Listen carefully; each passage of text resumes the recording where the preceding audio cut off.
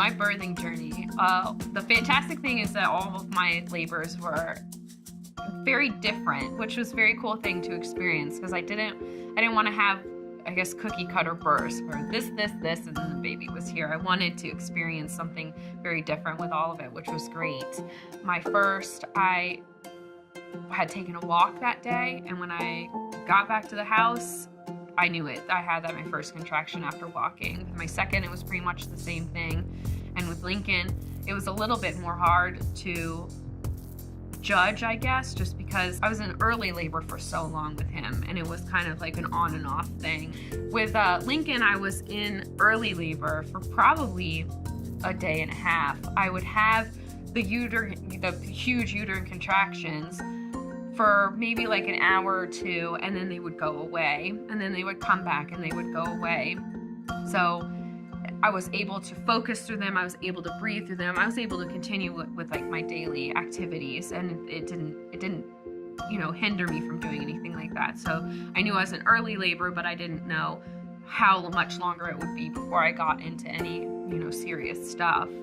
And then probably Saturday morning, all day Friday, I kind of labored on and off. I was able to sleep Friday night, and Saturday I woke up and they were getting a little bit worse, but they would still stop. So I asked my mom to come pick up the girls, because it's incredibly difficult going through that labor process where you're being asked for cookies and play with me and things like that, just get them out of here. So I was able to focus a little bit more on, the path that I knew I was going to take again. I wanted to walk a lot, because I knew that walking could get active labor started and get me further progressing in dilation and everything like that. So about 1 o'clock, I kind of called the midwives, just let them know I was in labor, but it was kind of like a stalling labor. They said, do you want to come in? We can check your dilation, see how far along you are. If you're far enough, we can keep you. If not, you can go back home. And Kenny and I decided that we didn't want to do that, because we didn't want to be kept there. I wanted to keep laboring at home. If this was going to take a long time, I didn't want to be trapped in the hospital. I wanted to be free to do what I wanted to. And about 3 o'clock, I kind of told him that I was maybe wanting a labor ball. I surprisingly didn't have one. I didn't use one with my other two. And I was looking for something like that to be able to open myself up, to bounce, to get the pressure, to get him down into the canal a little bit more, and start the dilation process a little bit more. So he decided to go to Target and get me one of those birthing balls. And that was about the time I decided to take my 18th million walk of the day, which ended up being a ridiculously bad idea because it was so hot and I was having constant contractions. So I would walk a little bit and I'd have to stop and focus. And that's when you know that things are getting a little bit more serious. If you have to stop and breathe through them, then it's happening. You're getting there. So my excruciating walk down to the stop sign and back, I definitely knew things were progressing a lot more. When I came back in, I was sitting on the couch and I was watching Lord of the Rings because I needed something to focus on. It was my favorite movie. And about 4 o'clock, I had my first all-consuming contraction. I needed to get down on all fours. I needed to focus, and I needed to, it's not so much a breathing through it, it's more like the moaning, and it needs to be low, steady, moaning breaths is what I needed to do. And that's when I texted him and said, you need to get home because I'm about to go through transition and we need to get to the hospital.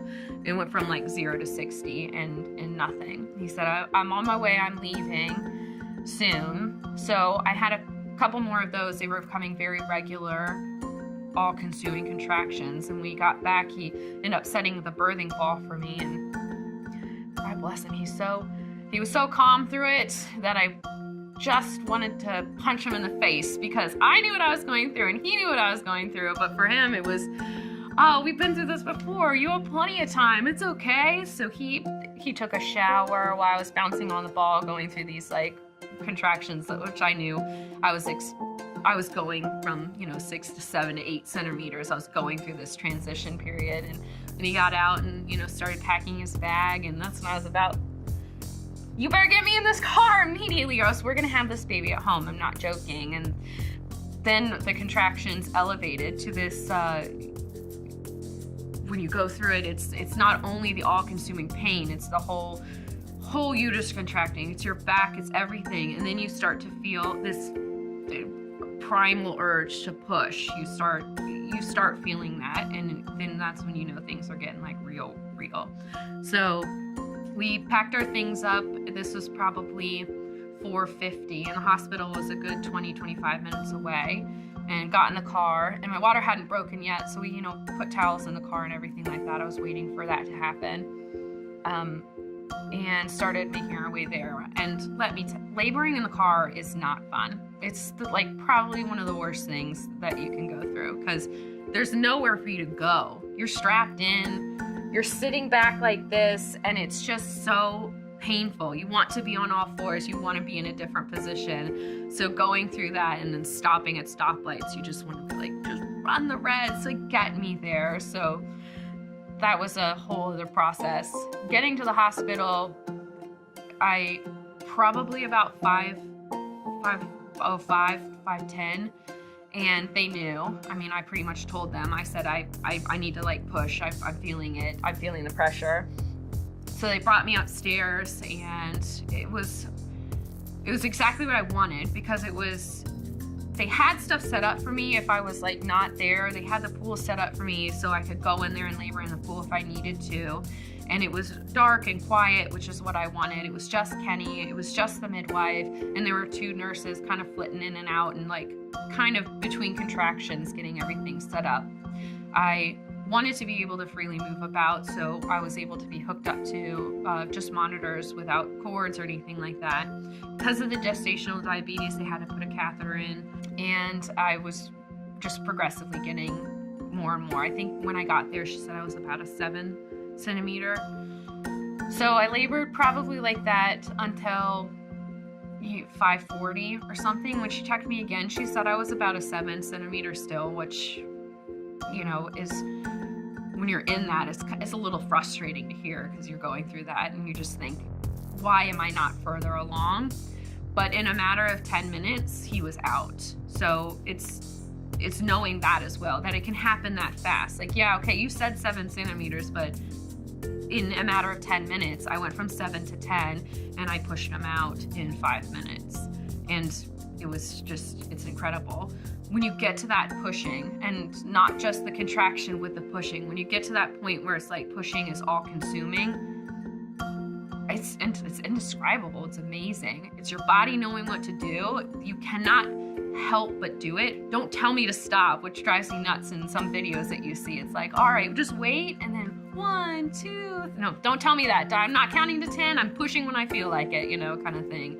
And it's amazing. And to me, that part is when it kind of feels almost good. I don't want to say too good, but it does feel good. Your contractions are doing something. There's a purpose to them, and it's just, it's gonna happen. You're gonna see your baby soon, and then that's just when your just primal needs take over, and you just do what you can to push out this beautiful little human being. It's just incredible.